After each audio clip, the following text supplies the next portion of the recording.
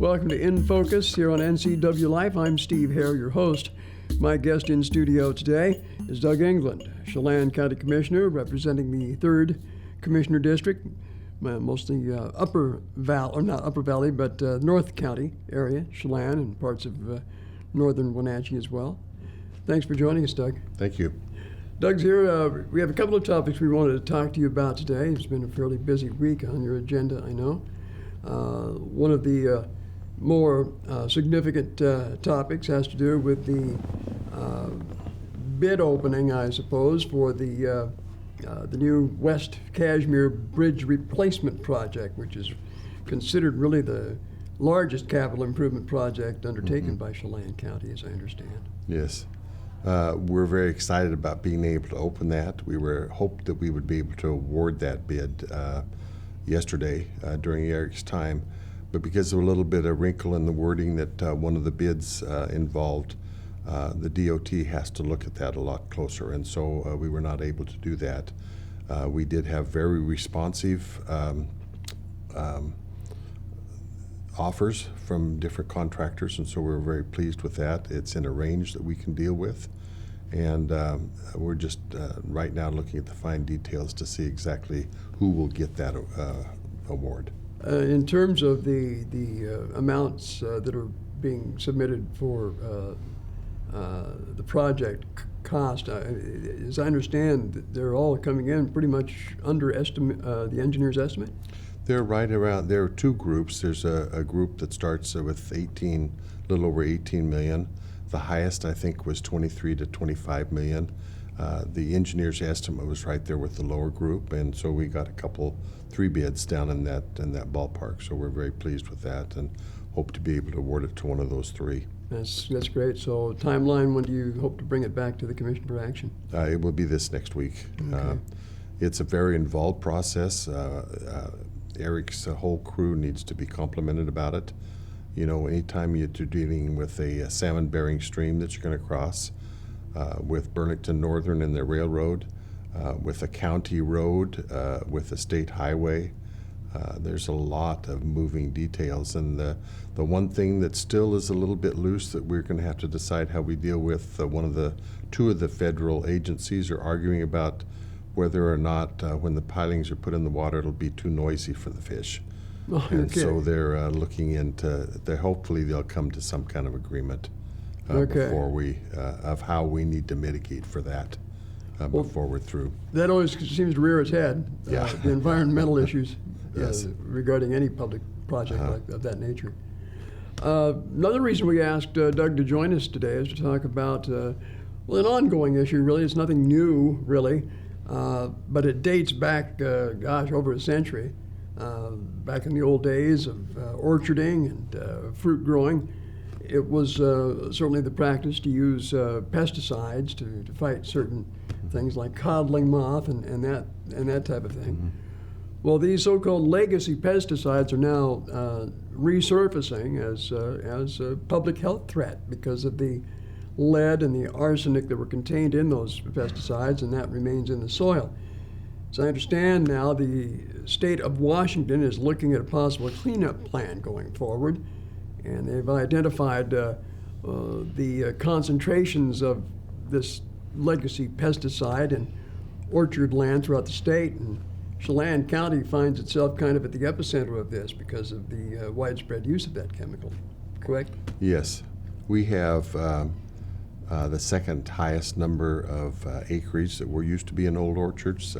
Yakima has the highest of those counties that are involved. There are 5 counties that they're looking at. And this has come about for a number of reasons. They have been busy working in the Tacoma smelter plume area, and they feel like they're pretty well done with that. And so they'd had some interest to move into this area to address that. We're busy now with a work group to try to see exactly what that effort will look like.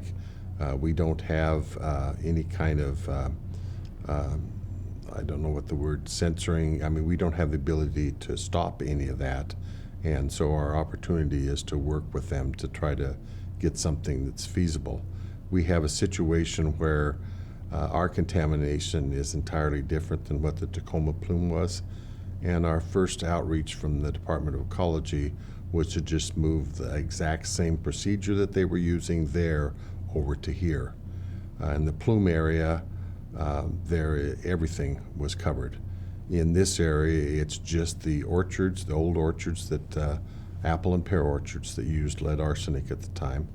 And even within those orchards, you can get wildly different concentrations depending on whether there was a tree in that spot or whether it was the middle of the row, driveways, all that kind of thing. And so there's the kind of mitigation that they required over there we don't feel is completely necessary for here. Well, it would seem that a lot of these lands have been subsequently subdivided and developed into homes and subdivisions and what have you. And a lot of this occurred on orchard land that is no longer there. So how do you identify those areas that might be prone to that type of contamination? But What they've done now is develop a map. It's not ready for release to the general public yet. We got to look at what their original efforts were. They've gone back through a flight of aerial photographs from 1947, and I believe they said 1952. And they were able to look at those and see what areas were in production at that time. That's about the time that they quit using lead arsenic, and so it's been 70 years since anything was applied on orchards at this time. Once more effective chemicals came in, they switched very, very quickly to those. And so it was much more cost effective, didn't have to apply it as many times. And so what we're looking at is being able to try to work with the Department of Ecology, and they've been very good to this point of agreeing that their first efforts were a little bit draconian of how they were going to approach them, and to look at both the messaging of how that's done, but to also work with us as far as some of the assessing the actual need and what kind of mitigation would be involved. how would you characterize the actual threat to public health from this? I personally don't think it's nearly the kind of concern that some people do. You know, it hasn't been applied for over 70 years. I'm not arguing that lead arsenic, lead is a concern, high lead levels, or that high levels of arsenic are a concern. But what we're trying to get the Department of Ecology to do is to participate in more widespread blood testing to see what the actual lead level is here. There is the tests that have gone on so far haven't really reached the amount that need to be for a complete conclusion, but the preliminary results show that there's not an elevated lead level in our infants or our children in compared to even King County or Thurston County or Pierce County. We're quite a bit less than that, and so we're trying to get the Department of Ecology to move forward, spend some money getting more complete blood tests to try to get required tests of when children qualify to get qualified for WIC programs, some of the other federal and state programs that require lead testing to actually do those tests. And this is a report of the lead level is a reportable condition. So anytime they do find elevated lead, they're required to report it to the state. So first of all, to find out whether the model science agrees, and we don't feel that it does, that there is any, that the lead arsenic that's there is elevating the blood level, the lead level in the blood above it. That won't necessarily drive whether or not they will need to do something, because in many of the old orchards, we do exceed what the state has set for level. It's a little frustrating. The state level is far below what the federal level is, but that's what we have to deal with, and so we will. We hope that the messaging will be a lot better to kind of point out that you know, we have a rich history of ag production in the eastern Washington, and there may be some remnants of legally applied pesticides still in the soil. And if it's a concern, this is what they can do about it, and there are programs that they can deal with. I know there's always the concern about exposure to cancer-causing chemicals and that type of thing, but there's always that reasoned approach to it, and actually determining the actual risk to the public. We've all seen the ads on TV about Roundup causing non-Hodgkin's lymphoma, and that has a tendency to spread panic at some times. But you yourself, I mean, you professionally are involved in the fruit growing industry with the Manson growers.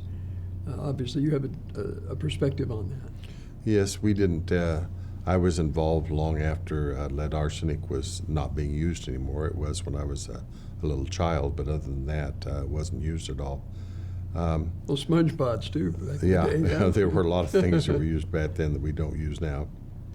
Anyway, so is there a timeline at this point for when you want to get maybe some recommendations? They have 3 meetings scheduled.